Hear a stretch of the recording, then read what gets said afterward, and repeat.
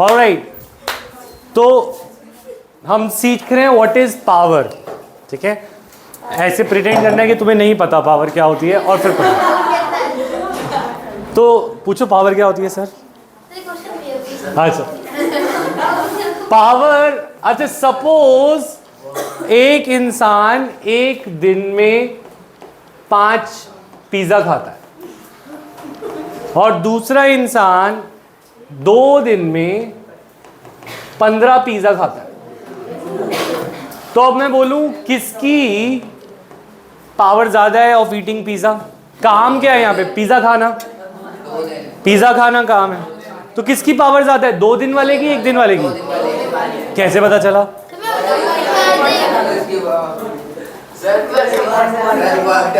तुम तो बड़े समझदार हो। तुम्हें पता चल गया कैसे?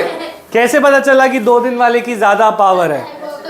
क्योंकि तुमने 15 पिज्जा को अपने दिमाग में डिवाइड किया 2 दिन से, तो तुम्हारे पास कुछ आया 7.5 पिज्जा अ डे। ये क्या आया? 7.5 पिज्जा अ डे। अच्छा, अब हमने सोचा 5 वाले का भी देखते हैं। 5 वाला 1 दिन में खा रहा है, तो 1 दिन में कितना पिज्जा खा रहा है? 5। तो ये 5 पिज्जा पर डे हो गया। तो तुमने बोला power of eating pizza is more of person having doing more work, यानी 15 पिज्जा खाना, ये भी कोई वर्क है, और डिवाइडेड बाय 2 डेज जितने उसने लिया। तो दैट मीन्स हमारे दिमाग में पावर का फॉर्मूला ऑटोमेटिकली आ जाता है जब हम कोई काम को किसी समय के अकॉर्डिंग देखते हैं। तो पॉइंट इज दिस, कितना काम कितने समय में होता है वो हमें पावर देता है। तो काम डिवाइड बाय समय। ठीक है, तो power is equal to work done upon time taken. Work done upon time taken. हाँ बोले। पिज्जा खाने कोई काम ही नहीं हुआ, किसी को रिफ्रेशमेंट ही नहीं हुई।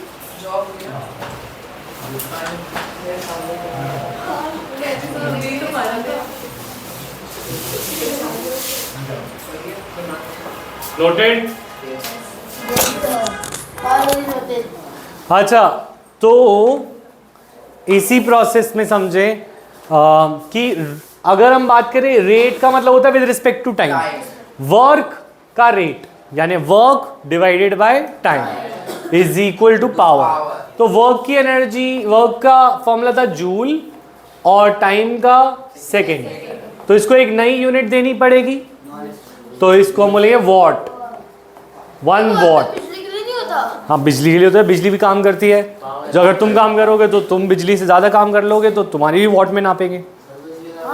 ठीक है, हाँ। तो point is this, 1 watt is the unit of work, what sorry power, what is the unit of power. And work को जूल में नापते हैं, टाइम को सेकेंड में नापते हैं, और पावर होता है वर्क अपॉन टाइम। नोटेड? समझ आया? तो लेट अस डिफाइन पावर का फॉर्मूला लिखें पहले। Power is equal to work done upon time taken, और उसके अंदर यूनिट्स पुट करें। Let us define 1 watt. 1 watt को डिफाइन करते हैं।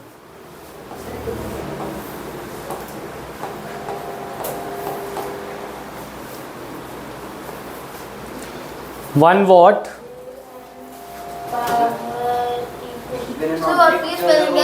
हाँ 1 watt is the work done when नहीं work done, it is the power, रुको 1 watt is the power of an agent that does 1 joule of work per second।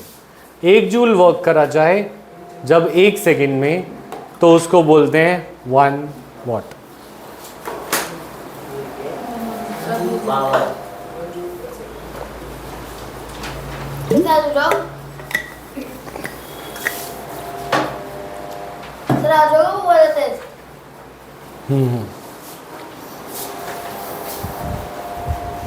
One watt is the power of an agent that does 1 watt is the power of an agent that does work at 1 joule per second. That does work at 1 joule per second. Done. तो watt एक बहुत छोटी unit है। 1 watt is equal to 1 joule per second.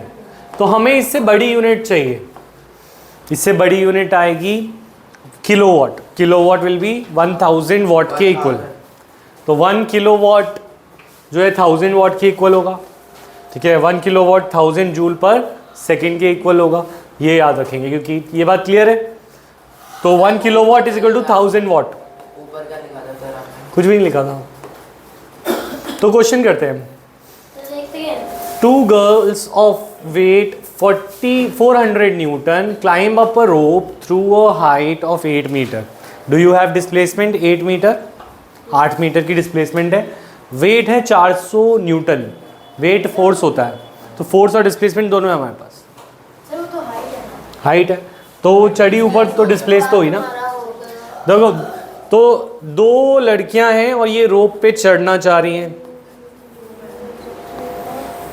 और 2 girls दोनों का wait बिल्कुल बराबर 400 न्यूटन, ठीक है मान लेते हैं 400 न्यूटन, और दोनों के दोनों रोप पे चढ़ रहे हैं, और रोप कितना 8 मीटर। हाँ सर 20 वाला आंसर है। तो 8 मीटर हमारा क्या है डिस्प्लेसमेंट। तो दोनों का वर्क निकाल सकते हैं। तो वर्क ऑफ गर्ल 1 और वर्क ऑफ गर्ल 2 दोनों बराबर ही आएगा, कुछ अलग आएगा?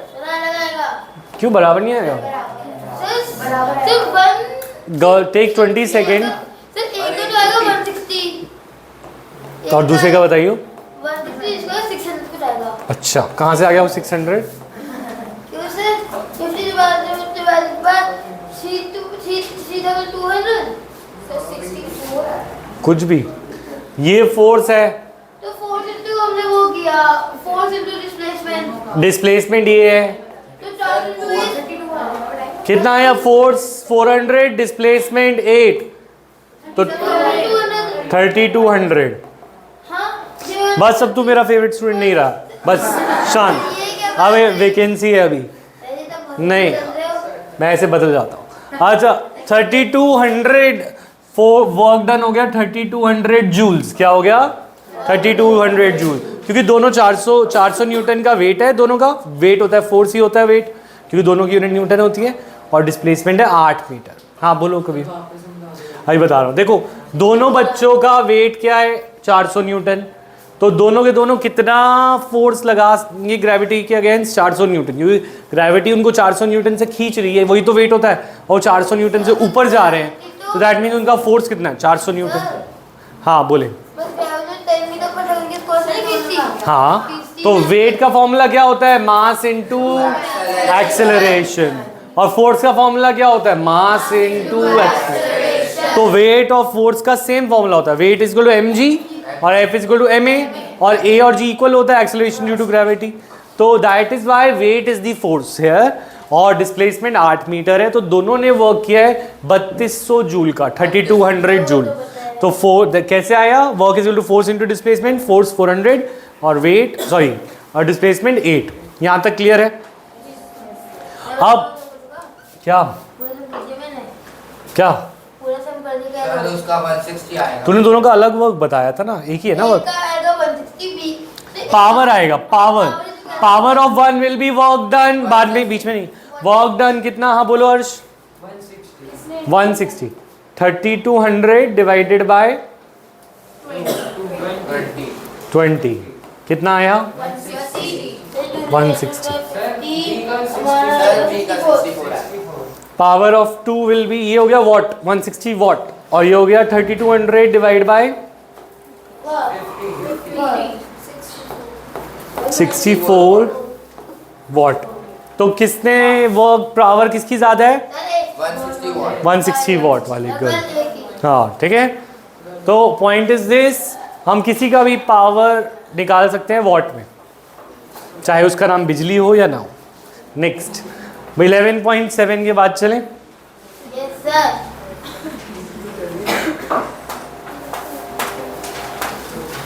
Example 11.8. A boy of mass 50 kg runs up a staircase 45 steps in 9 seconds.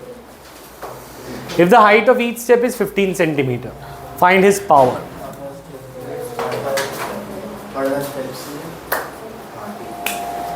Sir यहाँ पे ये लिखा ही नहीं है 45 स्टेप्स कितने मीटर के ऊपर है 15। अरे तो मल्टीप्लाई करेंगे 45 into 15 आ जाए। 45 स्टेप्स और 15 सेंटीमीटर के 45 इंटू 15 करते हैं तो डिस्प्लेसमेंट आ जाएगा। सुमित पेपर कैसा हुआ था?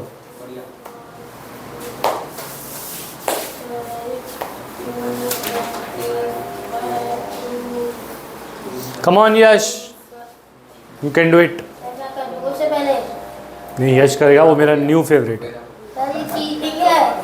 45 675 हमारा वो आ गया ना, डिस्प्लेसमेंट मैं आ गया। नहीं बात नहीं कर रहा अभी, तो बीच में बोलता है इसलिए। 45 इंटू 9 करेंगे तो डिस्प्लेसमेंट आ जाएगा, क्योंकि नहीं 45 इंटू 15 करेंगे तो डिस्प्लेसमेंट आ जाएगा। क्यों आएगा डिस्प्लेसमेंट? क्योंकि बोला जा रहा है कि एक स्टेप 15 सेंटीमीटर का है। तो अगर एक स्टेप 15 का है तो 45 स्टेप्स कितने सेंटीमीटर के होंगे? 45 इंटू 15 कितना आया? 8। हाँ बोलो। मीटर में भी तो करेंगे सेंटीमीटर। हाँ अभी करेंगे, सेंटीमीटर को मीटर में कन्वर्ट। 675 सेंटीमीटर, ठीक है। अब हमारे पास सेंटीमीटर में आ गया 45 इंटू 15 675 सेंटीमीटर। अब इसको मीटर में करते हैं। 675 divided by 100 will give us 6.75 metre. ये होगी डिस्प्लेसमेंट। सर वर्क डन आ रहा है 33.75 वर्क डन देखते हैं। अब वो 50 kg का है तो तुमने पहले क्या उसका वेट निकाला? यस सर 500 वेट को एक्चुअली में फोर्स लिख लेते हैं इस चैप्टर में, वरना वो वर्क से कंफ्यूज हो जाएंगे। Force is equal to mass into gravity. Mass is 50 और acceleration due to gravity is given 10। तो फोर्स कितना आया? 500 newton. Force is equal to mg और मास है हमारा 550 इंटू 10 500 न्यूटन। फिर वर्क निकाला। Work is equal to force. Force था 500 newton 500 divide by 9 into displacement. Displacement was 6.75। तो 500 into 6.75। What answer do we get? 675 into 5 कर दो। 750। 1050 वाट। लग तो नहीं रहा, 750 से बड़ा लग रहा है। सर 3375 सर 3375 आएगा आंसर। 3375 3375 वॉट। चेक करते हैं, बुक में ये नहीं है। सर डिवाइड बाय 9 हो अभी तो वर्क निकाला है तो हाँ 3375 वॉट आया। अच्छा अभी हमें पावर निकालनी है। Power is equal to 3375 divide by 9 time से डिवाइड करेंगे, ठीक है सही हम। अच्छा आंसर कितना आया? 375 फाइनल 375। चलिए एक सेकंड में तो निकाल दो। जल्दी करें इसे। सर 750 वाट आ रहा है। Sir 675 375 sorry sir. Yes sir. हां सर सर ये तो आसान है। क्वेश्चन नंबर कर रहे हैं हम, एग्जांपल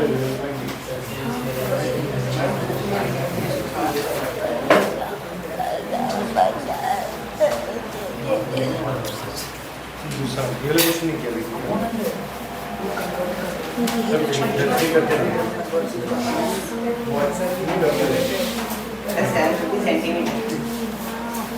हाँ नोटेड। यस सर मिटाओ यस सर लिया। सर वही आ रहा है 375 नेक्स्ट और कोई क्वेश्चन बचा? 11.9। अच्छा ये करना topic. Next topic you commercial unit of energy. Commercial unit of energy लिखे। हम जानते हैं आज कि केजरीवाल कितनी यूनिट फ्री दे रहा है, क्यों दे रहा है और यूनिट का क्या हिसाब है। क्या है ना? तो वो कहते हैं हम 200 यूनिट देंगे, 200 यूनिट ठीक है। तो 200 यूनिट क्या यूनिट सेकंड में किस में नापोगे? कितनी यूनिट दोगे, कौन सी यूनिट दोगे? तो यूनिट का मतलब क्या है? तो यूनिट कमर्शियल यूनिट यानी कि जो पावर बिकती है या एनर्जी बिकती है वो किस यूनिट में बिकती है। तो तो एनर्जी बिकती है इन दी यूनिट किलोवाट आवर। तो यूनिट इज किलोवाट आवर, नहीं किलोवाट आवर, एनर्जी है ये, एनर्जी। तो commercial unit of energy is kilowatt hour. Kilowatt hour is the commercial unit of energy. तो केजरीवाल कह रहा है कि मैं 200 किलोवाट आवर दूंगा। सर ऐसा है ना, हम्म, सर वो मैं कह रहा था ऐसा यूनिट में कह सकते हैं ना उसको? हाँ ऐसा यूनिट नहीं हाँ इसकी ऐसा यूनिट किलोवाट नहीं, किलो ये ऐसा यूनिट नहीं है इसकी। तो फिर कौन सी? ये तो नॉर्मल हमने जो यूनिट बना रखी है कमर्शियल यूज़ के लिए वो, ठीक है। अच्छा किलोवाट आवर देखिए क्या होती है। किलोवाट इज 1000 वाट, हाँ या ना, Yes, sir. Yes, sir. और 1 hour is equal to 60 minutes into 60 seconds. 336 तो ये होगी 3600 इंटू 1000 जूल्स। 1000 वाट क्या होता है, जूल पर सेकेंड। दोबारा लिखता हूँ मैं, 1 kilowatt hour is equal to 1000 watt यानी 1000 joule per second into 60 minutes into 60 seconds.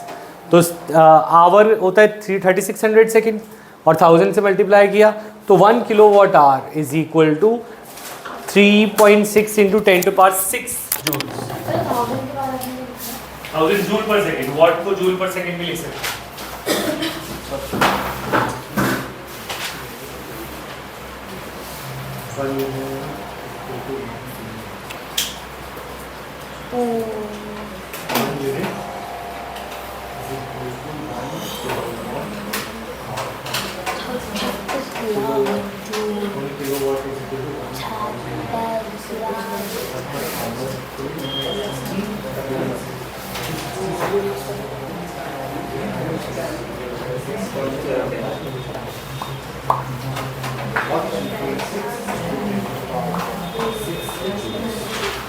Sorted?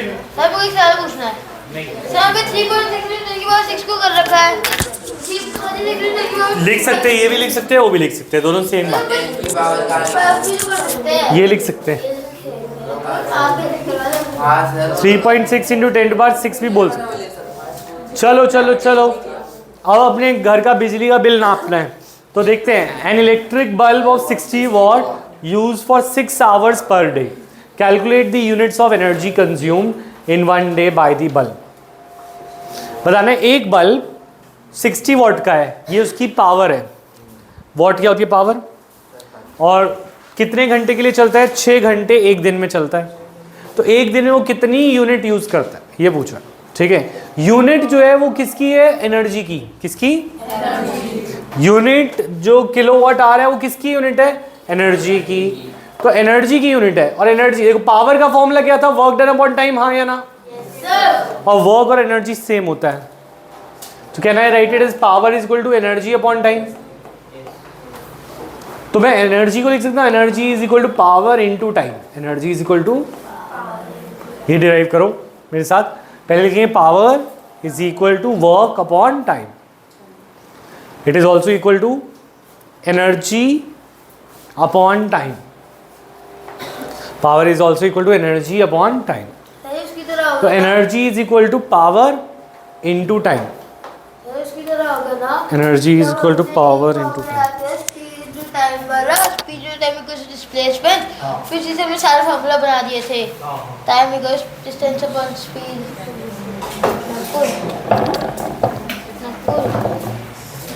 Board भी शेयर है।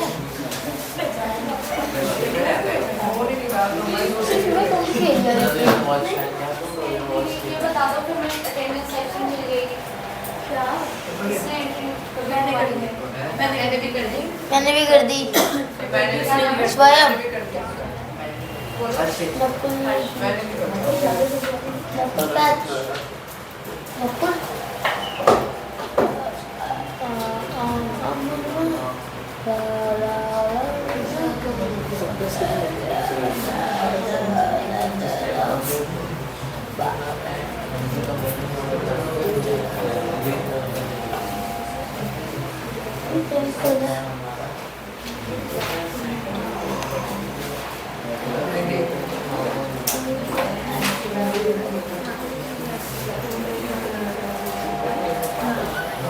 6 4 Yes, noted.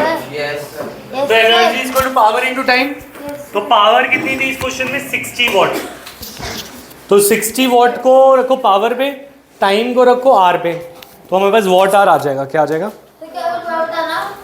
देखो अब इस फॉर्मूले में हमें एनर्जी निकालनी है। एनर्जी के लिए हमारे पास 60 वॉट गिवन है, टाइम कितना गिवन है? 6 आवर। तो वी गेट 60 वॉट आवर। ओहो, Sir, 2166. 360 watt hour. अब ठीक है, Sir, time तो नंबर उसका नहीं बोला मैंने। मैं इनको बोलूँगा जो कर रहा था बिल्कुल सही कर रहा है।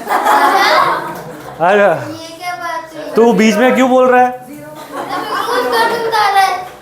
वो तेरी ट्यूशन वहाँ चल रही है, जाओ आप बाहर जाओ दोनों। जब मेरी बात चल रही है तो कोई नहीं बोलेगा, प्यार से बोल रहा हूँ, एक बार दूसरी बार नहीं बोलूँगा।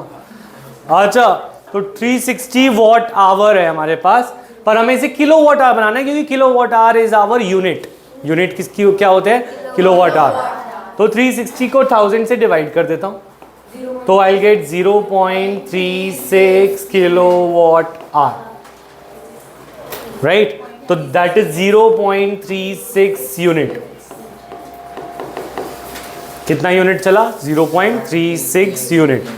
अब हमें पैसे भी दिए होते कि एक यूनिट का प्राइस इतना है, तो कितना रुपए का बिल आया वो भी हम कर लेंगे इनटू वो। वेरी गुड, ठीक है। चलो नेक्स्ट क्वेश्चन करते हैं। दे दो। Sir, time को second में नहीं convert करेंगे? Time को second में नहीं, क्योंकि किलोवाट आवर है ना, वही किया था commercial। कमर्शियल यूनिट के अंदर निकालना है, तो कमर्शियल यूनिट वो आर में है। हमें ऐसा यूनिट में नहीं बोला, कमर्शियल यूनिट में बोला।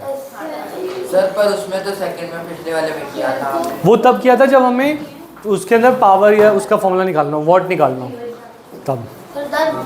जब वो कमर्शियल यूनिट ही पूछे तो तुम्हें आर में करना है, सेकंड में नहीं करना है।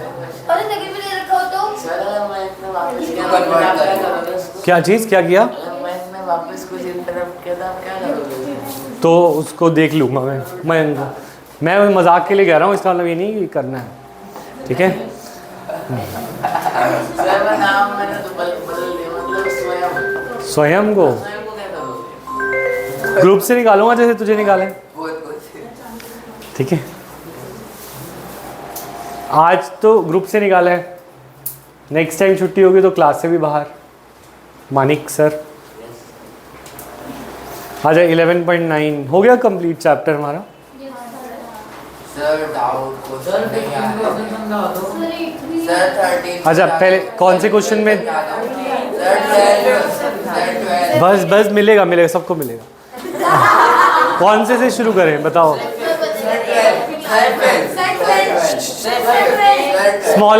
स्मॉलेस्ट नंबर फिफ्थ कह रहा है पहले, ठीक है। सबसे छोटे नंबर बेल पहले।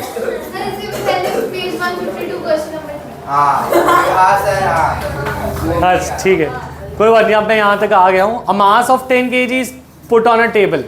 It is moved to point B. If a line joining A and B is horizontal, what is the work done by the object on the gravitational force? ये ऑब्जेक्ट है, ये पॉइंट A पे है और इसको horizontally B पे ले आए। किस पे ले आए? बी पे। ठीक है, टेबल पे। तो इस पे वर्क हमारा ग्रेविटेशनल फोर्स कैसे लग रहा है? नीचे लग रहा है, तो एंगल क्या आएगा? 90 डिग्री। तो हमने बोला था जब भी फोर्स और डिस्प्लेसमेंट एक दूसरे के क्या होते हैं? परपेंडिकुलर। तो work done by that force is 0। तो work done is 0 joules by gravitational force. Gravitational force ने 0 वर्क किया, पर इसका मतलब ये नहीं कि इस पे वर्क 0 हुआ है, क्योंकि ग्रेविटेशनल फोर्स इसके परपेंडिकुलर था। पर जो तुमने पुश लगाया था, वो पुश तो उसके डायरेक्शन में ही था, तो वो वर्क था जो तुमने किया। पर ग्रेविटी ने क्या काम किया इसमें? कुछ काम नहीं किया। अभी थी नेक्स्ट, अभी पूछ। हाँ एक सेकेंड रुको, 1-2 क्वेश्चन हो जाए फिर। हाँ बोलो।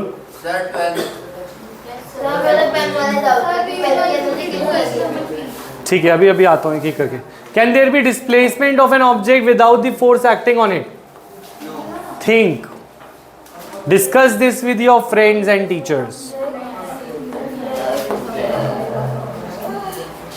हाँ सर। बताओ कैसे। सर अगर वैक्यूम में है तो चलेगा।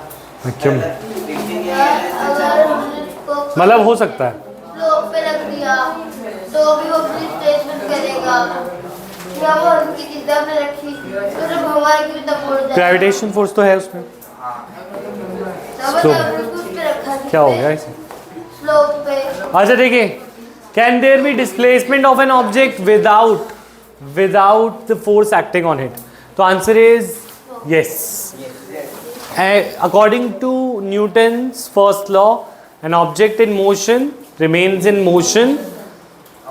हाँ, तो मेन पॉइंट इज कोई ऑब्जेक्ट पे अगर फोर्स ना भी लग रहा हो पर वो मोशन में थी तो it can remain in motion. तो इस केस में डिस्प्लेसमेंट होगा पर इस पर कोई फोर्स एक्ट नहीं कर रहा होगा। तो इसका आंसर क्या देंगे? लेकिन इसका आंसर नंबर क्वेश्चन नंबर 12 का answer yes there can be displacement. Yes there can be displacement.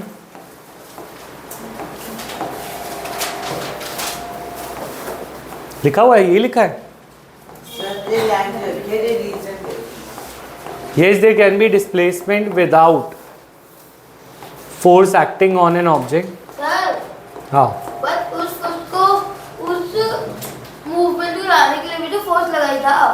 हाँ लाइक मैंने इस पेन को फेंका, पेन हल्के को, तो ये पेन का हल्का लगातार चलता रहेगा। वो कह रहे हैं force acting on it. Acting माने अभी एक्ट हो रहा हो या पहले एक्ट किया था। क्या था? एक्टिंग का मतलब क्या होता है? एक्टिंग अभी हो रहा है। एक्टिंग का मतलब अभी हो रहा है।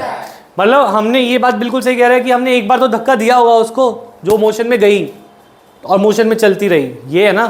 तो एक बार तो हमने धक्का दिया था, पर क्या अभी फोर्स एक्ट कर रहा है जब वो मोशन में? नहीं। कौन सा? First law of motion. हाँ, इसका एग्जाम्पल है अर्थ से। अब अगर हम सैटेलाइट को फेंकते हैं, ठीक है, और वो हमारे ग्रेविटेशनल पुल के बाहर है, ठीक है, तो वो सैटेलाइट चलता ही जाएगा।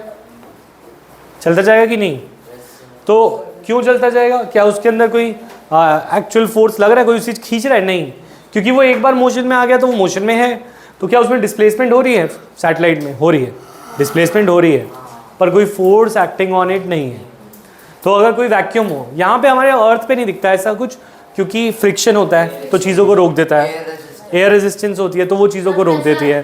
पर अगर हम स्पेस में देखें तो कोई एक ऑब्जेक्ट है, अगर वो गिर गया कोई एस्ट्रोनॉट स्पेसशिप से, तो वो गिरता ही रह जाएगा हमेशा, है ना, कभी रुक ही नहीं पाएगा बेचारा। अर्थ के ग्रेविटेशनल फोर्स के अगर वो ग्रेविटेशनल फोर्स के बाहर है, प्लैनेट के ग्रेविटेशनल पुल में आ सकता है। हाँ आ सकता है।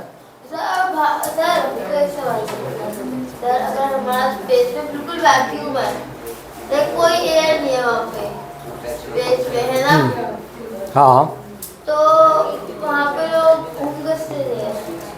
लाइक अगर कोई स्पेस स्टेशन के बाहर हो, एन ऑब्जेक्ट, उड़ कैसे रहा है? अभी बता रहा हूँ, an object in motion remains in motion. एक ऑब्जेक्ट जो मोशन में है वो मोशन में ही रहता है according to first law of motion. According to law of inertia. तो अगर उस पर कोई एक्सटर्नल फोर्स एक्ट नहीं कर रहा तो भी वो मोशन में रह सकता है, और मोशन में रहेगा तो डिस्प्लेसमेंट में आती रहेगी। हाँ, अब बोलो कोई स्पेस में अगर एयर नहीं है तो वो उड़ क्यों रहा है? ये बोल रहा है। हाँ सर। वो हवा में थोड़ी उड़ती है चीज़, अगर खाली जगह है वहाँ पे भी तो उड़ सकती है कोई चीज़, है ना। हवा ज़रूरी नहीं है उड़ाने के लिए, वो तो फ्लोट कर रही है, जस्ट लाइक दैट। हाँ सर सन तो अर्थ को रिवॉल्व करवाती है, तो अर्थ रोटेशन कैसे कर रही है? सन तो अर्थ को रिवॉल्व